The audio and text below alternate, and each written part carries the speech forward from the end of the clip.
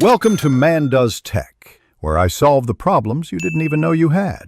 You'll begin by ensuring you have admin rights and the BitLocker recovery key saved somewhere safe. That key is your fallback if things go wrong. Next, check the disk.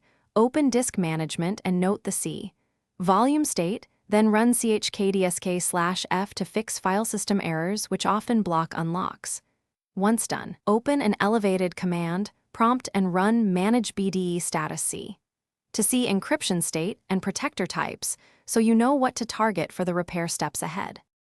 You'll now try to unlock the drive directly. Run manage BDE unlock C.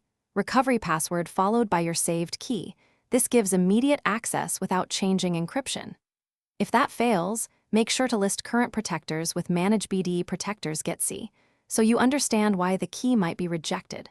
Once you identify the issue, add a new recovery protector with manage BDE protectors add C. Recovery password to generate a fresh key. This step replaces missing or corrupted protectors and restores your ability to manage BitLocker. Finish by refreshing protection. Suspend BitLocker briefly using manage BDE protectors disable C, then resume with protectors enable C, so new or repaired protectors take effect. Make sure the TPM is healthy by opening TPM. MSC.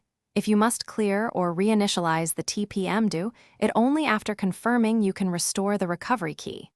If the PC won't boot, boot into the Windows recovery environment and run these same manage BDE commands from its command prompt.